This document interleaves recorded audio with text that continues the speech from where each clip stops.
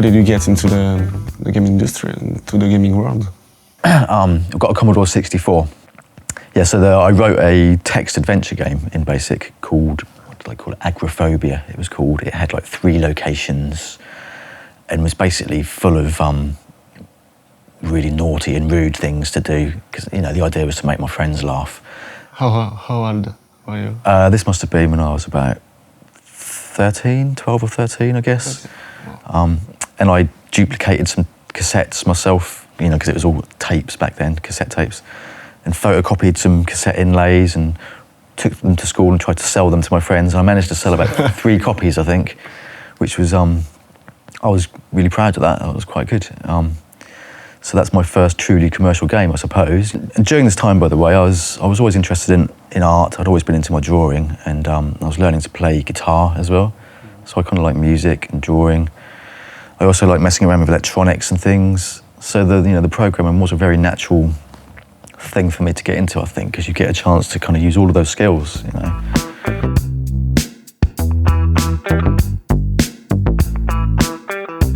So I came up with this silly idea that was basically Defender with different graphics, and I called it Celestial Garbage Collector. And I thought the name alone is going to impress them. I don't need to say anything else. They'll just be like, my God, that's amazing. So I remember going there and talking to David Darling, and it was like, okay, so what's the idea? And I said, okay, Celestial Garbage Collector. It's a bit like Defender, except you're collecting rubbish and it's going to look awesome. And he was obviously, thought, who is this idiot? But he just said, well, look, why don't you just do a conversion of your friend's game? This is the guy that I'd met that took me there. He was doing a game for the Sinclair Spectrum. So I worked on lots of Commodore 64 and Spectrum and Atari ST and Amiga games.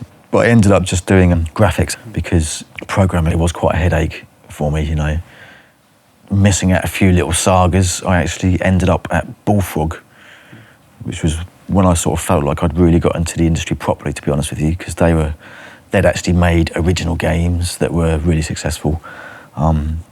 Populous was the one that they'd just kind of done, really, and that was obviously really successful. Mm. But I was just like so into it at that point. They gave me this thing like, right, we wanted to convert all of these graphics onto the SNES.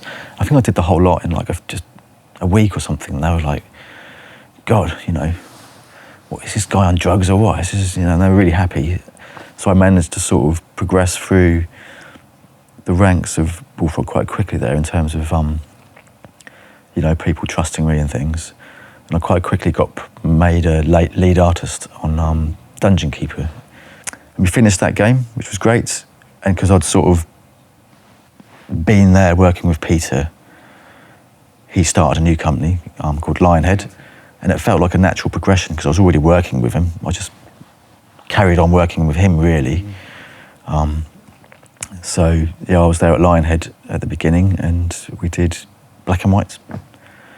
And I just kind of got more and more interested in contributing to the design, really.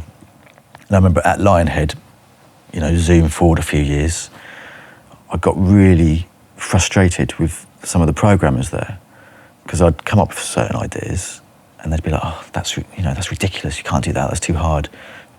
Shut up, go back to drawing graphics.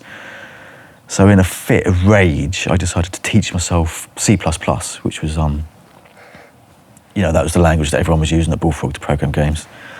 So I kind of learned that and programmed a little demo of what it was I was talking about. I got it working and I'm like, it's not impossible, look, here it is. Wow, yeah. How many times did it take to program? Oh, I did it in about a week or something, It wasn't GTA, obviously. It was just kind of like a 2D thing, a map with people walking around doing things, but it was really simple. So that was, so I got back into the programming just through being annoyed with programmers, really. And but that kind of, I'd sort of awoken a beast in me, I think. And then in my spare time, I programmed an indie game called Ragdoll Kung Fu, which was like a simple little fighting game kind of thing. But it was an excuse for me to include this silly kung fu film that me and my friends had made.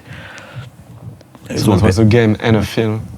Yeah, it started off as, it was just one weekend, me and my friends said, let's make a silly kung fu film, So I kind of got to a certain stage with that little game, And somehow, kind of accidentally, kind of on purpose, it got put onto the Lionhead website on like a blog page or something. And suddenly it was like all these people were talking about it. They thought it was the next Lionhead game. I kind of got into a bit of trouble for it, really, because it was, you know, it was like, oh, what have I done here? But it was kind of cool. Pete was really cool. But the point is, it had actually gained a little bit of awareness, which was actually a great thing. And bear in mind, I'm doing this all in my spare time as well. This is not, I'm still doing my day job at Lionhead. And through that, I got invited to GDC, which I'd never been to before, didn't know what it was, to show Ragdoll Kung Fu at the Experimental Games Workshop. So suddenly I was getting this kind of attention, and in that crowd was some people from Valve, and they approached me after my presentation. So they really liked what I was doing, and they were looking for this kind of thing to put onto Steam. Was I interested?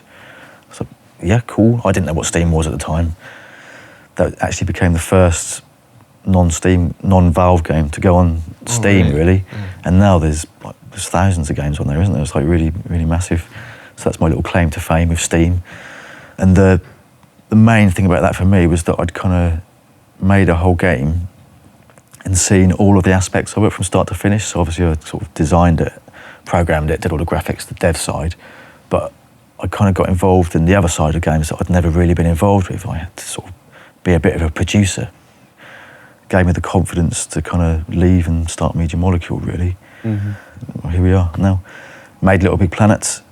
Obviously just wasn't me that made Little Big Planet, it was a team of people. I'm just one person on there, but I was on that. I was much more concentrating on just design, really. Yeah, it was your very own idea at the beginning. You no, really it was a thought about it before starting Media Molecule? Yeah, no, to be honest, you know, like many of the games at Media Molecule, there isn't like, here's the game that we're going to make, here's the idea for the game that we're going to make, let's make it. We just have a few seeds. Still, you know, there's still the pain that you get with any creative endeavour of like just working with other people, different ideas and disagreements and things. Sometimes eats my soul away, but as painful as it is, you do normally end up with something much better than you'd ever be able to make on your own. I mean, the thing that I'd like to say that just about all of this is I've never actually thought of any of this as a career, really. That's the key thing, and that's why I feel so lucky. It was just a hobby for me that I managed to make some money out of, you know, so I can, which is probably the greatest job you can have, is just something that you actually enjoy doing. If I wasn't getting paid for it, I'd still be doing it. So I think I just enjoy doing it. And I enjoy doing other things too. I love making music, for example. You still play guitar? Yeah, I mean, I've got more guitars than I can count now, to be honest with you, which is ridiculous. I just keep collecting guitars, but I do play them as well. I'll have a go at playing an instrument. I've actually kind of made myself a little sound studio at home. I've got like a drum kit in there and guitars and bass. I've got a piano. And you still draw? Yeah, I don't draw so much, but I like making art, if you know what I mean. So I've got a little boy now as well. He's like 5 years old. Most of my creative endeavours involve him now, so we'll make a picture together or something like this, you know.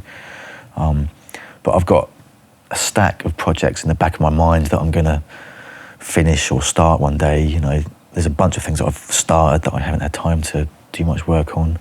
I even started making another Commodore 64 game in my spare time, which is just for the pure nostalgia kick, I think.